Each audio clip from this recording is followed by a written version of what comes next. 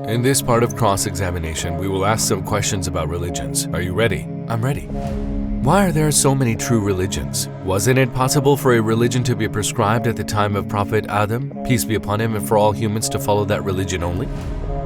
They say religion is opium. That is, the rulers make people sleep using religion and direct them according to their own wishes. Is there really such a thing? Can you prove that Islam is not a human invention? How do you know that the Quran has not changed like the other books?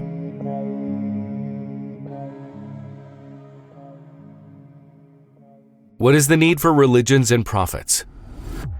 A religion and a prophet are necessary to understand the meaning of life. We can understand it as follows. For example, suppose we drew a picture in which we used all the colors in the world. Now, if we displayed that painting, in which we used so many colors, in an exhibition area and invited people there, it would be very illogical not to light up that place, wouldn't it? Why? Because in a dark area where there is no light, colors cannot be appreciated.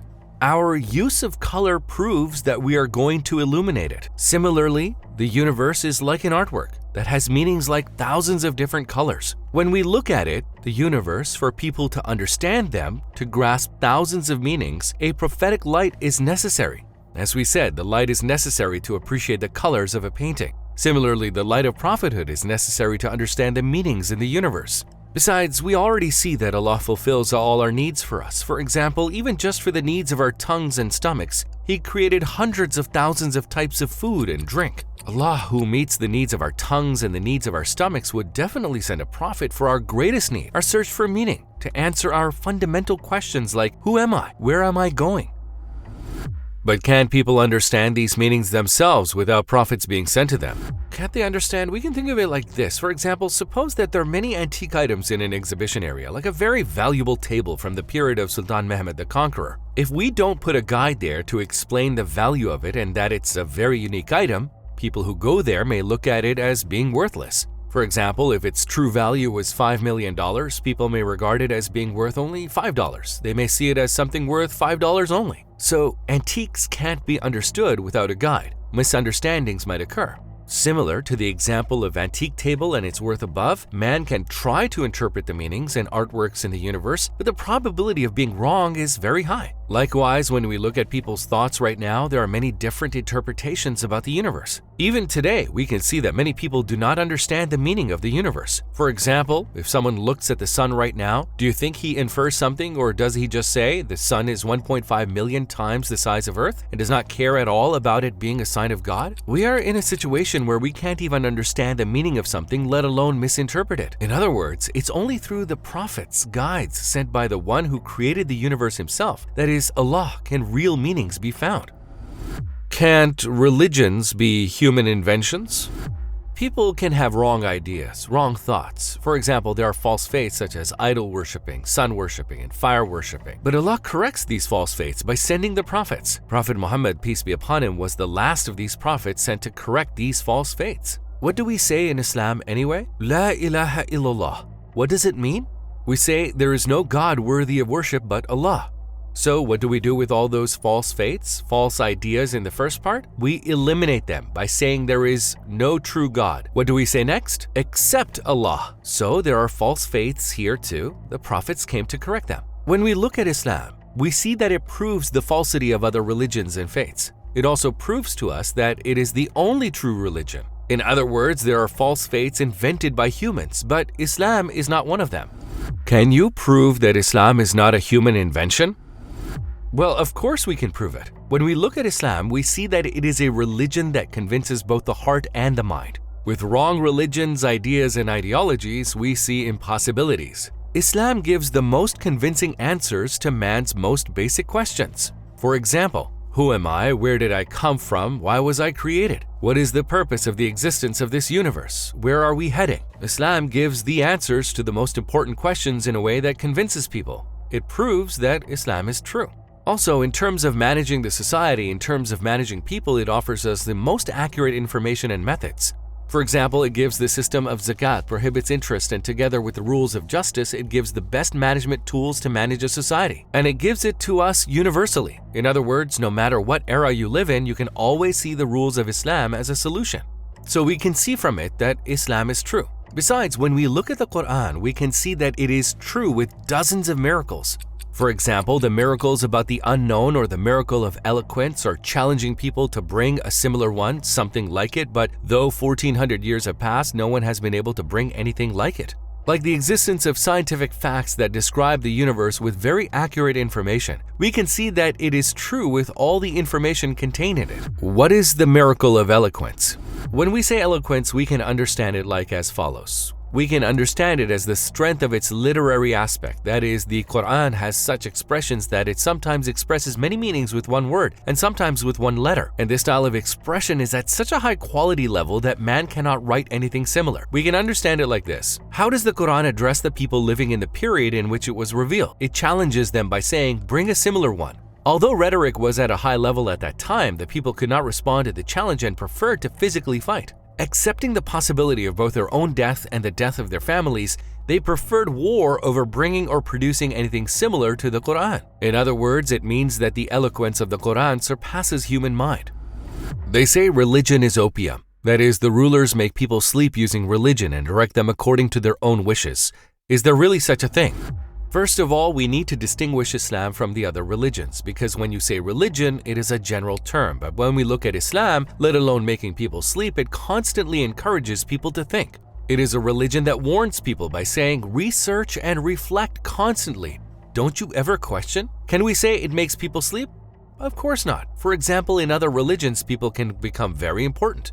As it is said, managers want to use people. But how is it in Islam? Knowledge is important in Islam. The Holy Quran and the Sunnah, two sources of knowledge. So with Islam, we're talking about a religion in which books and information are spoken about rather than people. This means that a Muslim does not act under the pressure of anybody.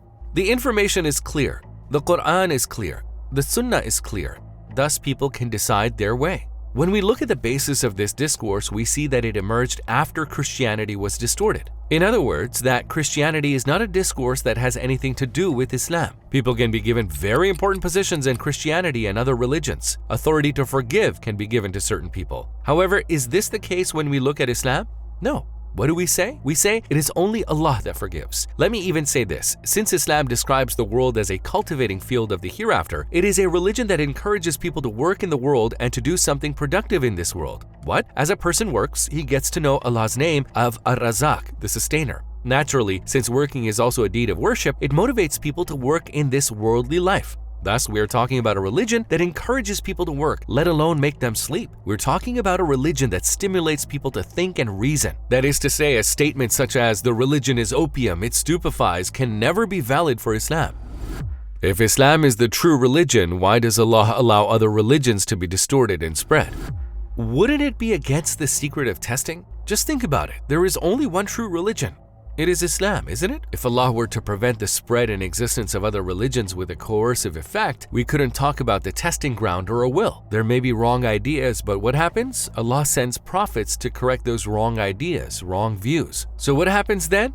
In a way, a wrong idea is corrected by the true idea. Here too, it is up to the individual to choose the right path or wrong path with his free will.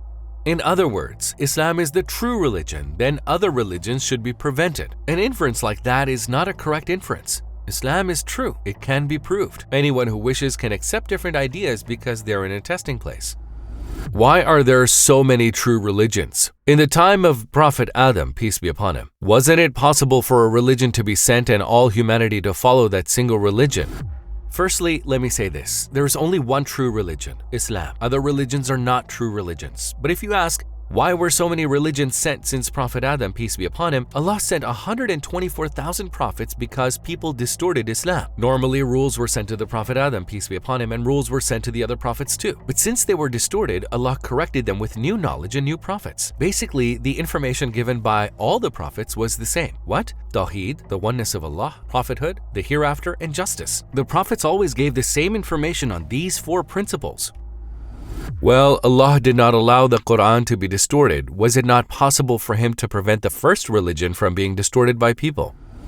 Yes, of course, it was possible for Allah not to allow it to be distorted. But due to some wisdom, Allah allowed it. For example, we can think of it like this. We can think of the world community as being in the field of testing, in the field of education in a way. What happens to people's lifestyles as thousands of years pass? They are diversified and shaped. Even in a single year, we make changes in the clothes we wear, don't we? We wear short-sleeved t-shirts in the summer and then change to sweaters in winter. So even in 1 year, if changes occur according to conditions, according to the lifestyle of people in the human world, and according to their living conditions, it is quite normal for different rules and information to be sent. Based on this wisdom, Allah left those people alone with relation to distortion. We can also think of it this way. As we've said, we are in a field of education. For example, let's think of a school system. There is a different education system in primary school. Basic information is given. But what happens to the information as we progress towards university education? Information becomes complex and detailed. Similarly, the world of humanity has become increasingly detailed and information has diversified. Based on this wisdom, He allowed them to be distorted, and with the new prophets, He detailed the education system, and with Islam and Quran, this education system has reached its final point, perfected. Yes, I understand the distortion of religions from ancient times, but why were the religions of the new times, such as the Bible and the Torah, distorted, but not the Quran? Now we need to look at the characteristics of the Quran. The Quran is the last book. Islam is the last religion and it is universal. After that, a new prophet will not come. A new corrector will not come. The preservation of the Quran is a necessity of wisdom, and it is quite reasonable. If it's the last book and it's universal, and if it provides solutions to all the questions, the preservation of the Quran is common sense. As people made mistakes, as they distorted a book sent to a prophet of God, a new prophet came and corrected those mistakes of people. A new prophet and a new corrector constantly came, and there were about 124,000 prophets and messengers. Naturally, related to the issue of people's distorting and the issue of not protecting the book, it is quite reasonable that they are tested. On the one hand, there were prophets sent separately to small societies. On the other hand, the Quran is a universal book that has been sent to all humans and genies. It is the last book that is valid for all people and all times. Naturally, the preservation of the Quran is quite logical. How do you know that the Quran has not changed like other books? There's not even a single objection regarding this issue. That is, even if an atheist comes to argue, he does not object to the fact that the Quran has not been changed, because it is an issue known to everyone that the Quran has not been changed. How can we understand it? We can verify it in many ways. For example, when you get a copy of the Quran from somewhere in Istanbul, and when you go somewhere in England and get a copy of the Quran, you'll find that both are exactly the same. There's no change in any place. So we can understand that the Quran has been preserved because in case of a slight change, hundreds of variations would occur. Or we can think of it like this. In Islam, there's a system called the memorization system, right? What's that? Some people memorize the Quran completely from the beginning to the end. Even today, there are millions of hufaz, memorizers of the Quran. As we get closer to the light, that is, to the times of the Prophet, peace be upon him, we see that the people were strongly attached to the Quran. The system of memorization started from there onwards. So when we look at the memorization system, we can clearly understand that the Quran has been preserved. Besides, there is a tradition of muqabala in Ramadan, right? What is it? Every Ramadan, the Quran is recited from the beginning to the end. The continuation of this tradition shows us that this knowledge was preserved and continued every year. In addition, pages of the Holy Quran were published on the website of the University of Birmingham. What happened? A copy of the Quran was found, and when the carbon-14 test was done on it, it was concluded that it was exactly the same as the original copies of the Quran. So we are talking about a common view of the whole world. There is no discussion. Let alone the change of a letter, we are warned by the Quran teacher even when we make a small mistake like prolonging a vowel while reciting the Quran. They, the Quran teachers, also warn you when you do not prolong it properly. So there's no need to talk about the change of the letters and the change of the Quran. So many scientists and famous researchers do not have this information contained in the Quran, and you, Muslims, know it. Rather than the number of people or their positions, we need to look at the knowledge. We need to look at the proof. If there is proof somewhere, people's comments are irrelevant. Similarly, we look at the Quran, we look at Islam. It offers hundreds and thousands of irrefutable proofs. In other words, if there is evidence, even if the whole world denies it, it does not matter. In fact, Badi'uzzahman Sayyid Nursi stated the following regarding this: "He who closes his eyes makes it dark only for himself."